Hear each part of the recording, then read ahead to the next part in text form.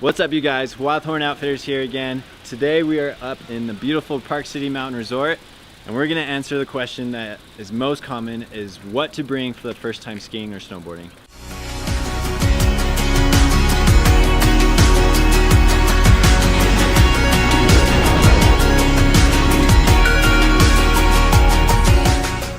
Today we're at the Corner Sports with Spencer, and he's going to answer some questions that you guys might have. The most common question that we tend to see is, what do I need to bring for my first time skiing or snowboarding? Spencer, what do you usually advise customers who ask these questions?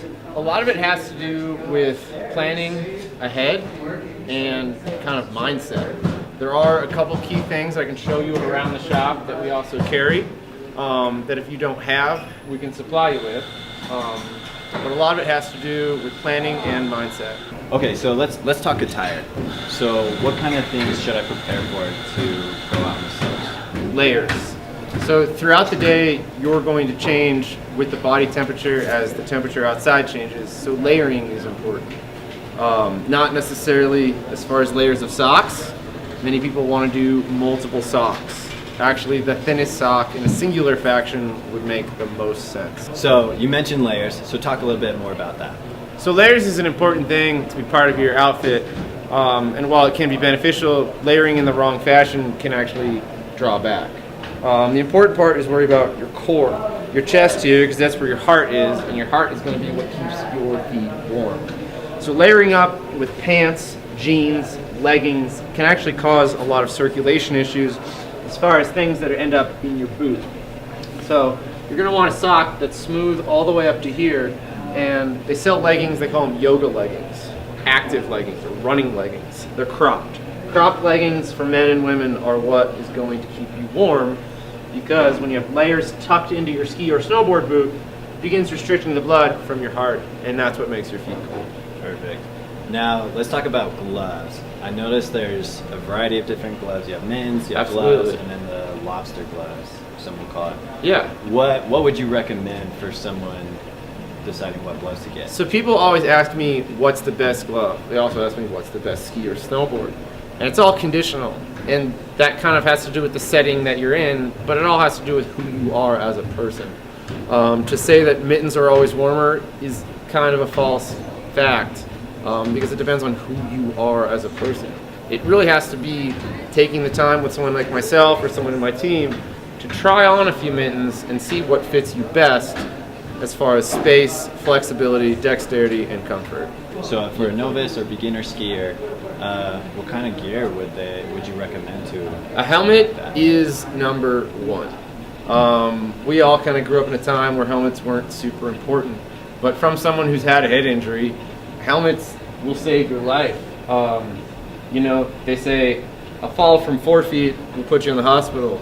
That's all it takes, just falling over. And it's a common kind of mistake. People say, I'm just going to be on the bunny slope. I'm not going to be going that hard. It's okay, and it's really not. Someone with less skills is actually more susceptible to injury because they don't have the skill to overcome the abnormalities that could put them in danger. If I want to decide skiing or snowboarding, yeah. What kind of advice would you give someone who is deciding whether to start in skiing or snowboard? This is an amazing conversation to have. I'm really glad you brought it up. Because skiing and snowboarding are different sports, and they need to be treated equally yet different at the same time. And that's as far as tuning goes, repair, usage, training, who's doing it and when you're doing it. You don't just treat them the same, you treat them equally with different respects. There's some people that'll be better at skiing and some people will be better at snowboarding because of their natural body muscle structure. Skiing, you need to overcome the natural abnormalities in your body where one leg is stronger than the other. Skiing demands symmetry and a lot of strange things you have to learn about. Leaning this way to go that way, leaning this way to go that way. Snowboarding kind of glorifies the fact that one of your legs is stronger than the other and helps you go with it. Right. So, you know, it's really just something you can talk to a professional about and kind of learn about.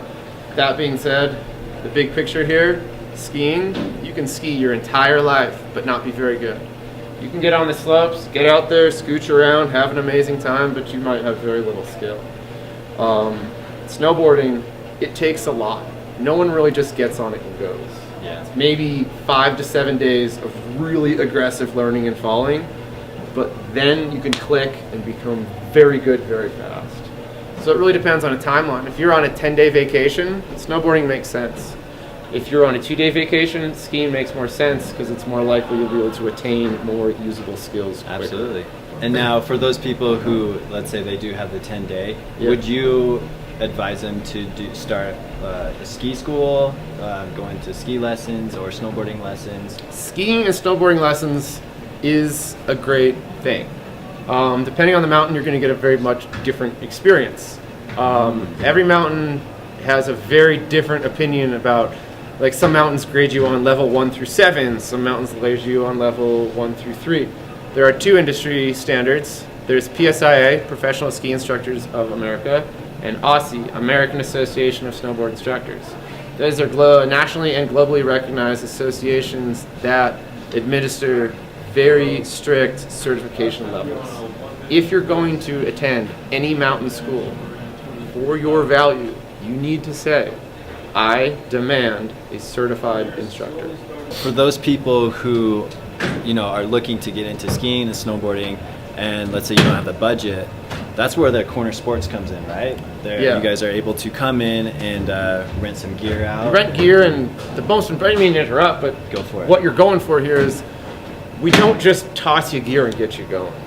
We can't give ski instruction because we're not part of the mountain, but our whole shop is about learning. If you have something, you should know why you got it and at least how to use it properly. Yeah. So I'm a coach. We have a couple other people here that are skilled skiers and snowboarders. Everyone here is certified on how to use the equipment. So you're not just going to get something and be on the slopes and wonder why you have it or how to use it. You're never going to leave here without getting at least a direction of just how to do it yourself. Yeah. So why I can't go out on the slopes and teach you how to ski, I can give you some lessons that you could take with you out on the slopes. Perfect. Where to go and some tricks you can teach yourself how to ski. Awesome.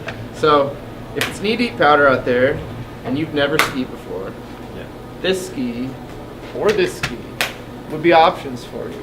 While they are in the demo package, what makes them more applicable to the conditions and you and your needs are this.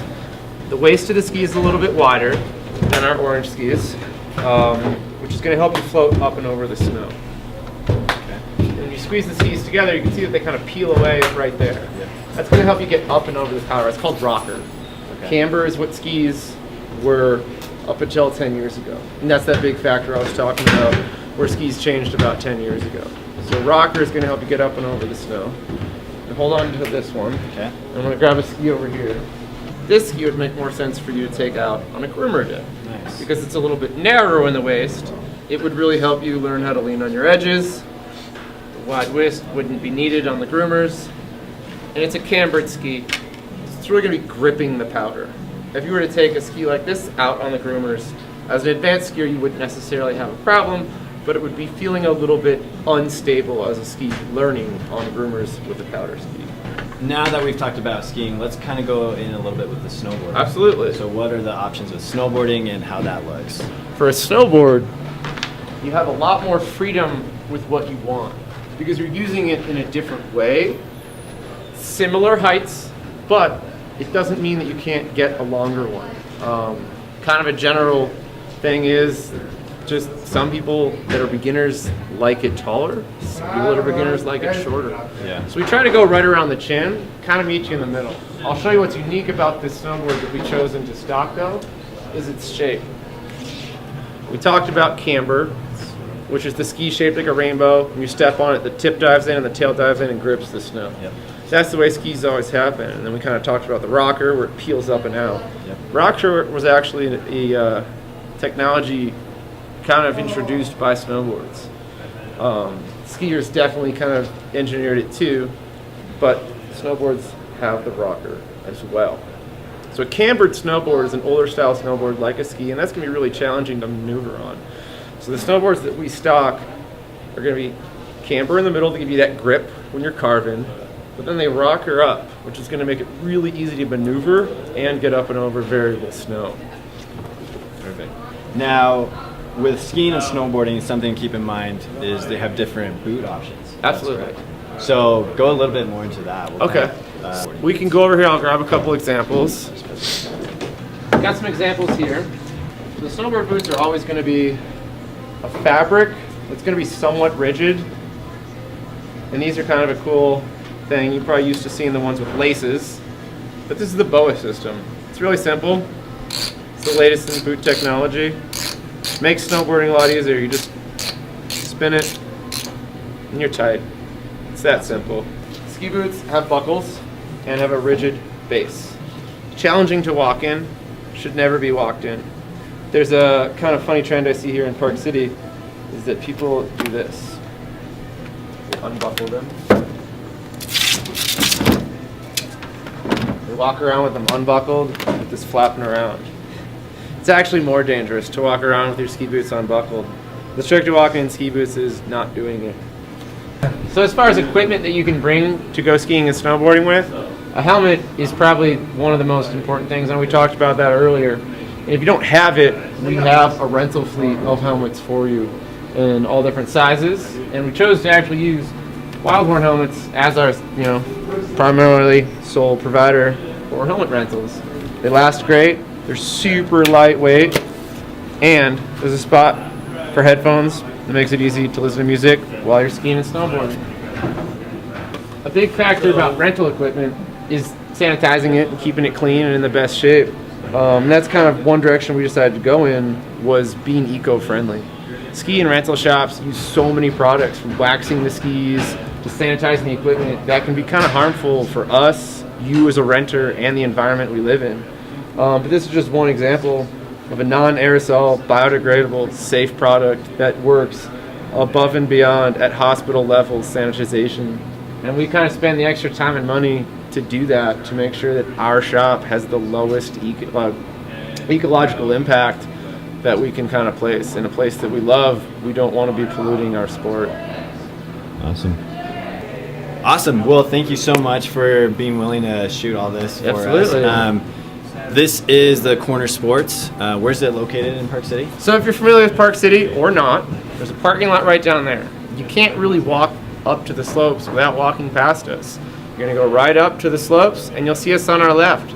Big banner, and right underneath, the legendary Corner Store Bar and Grill. Same family owns it, which means that we have not one, but two cafes that you can eat, snack, hang out at while you're renting, before you're renting, in between you're renting. And because we're the same company, we can cross promote on discounts within food and service. Awesome. All right, I hope you guys enjoyed this video. Comment down below any other questions you guys might have, and look forward to responding to those. Also, comment down below any other tips and tricks you might have for first-time skiers and snowboarders. Until next time, peace.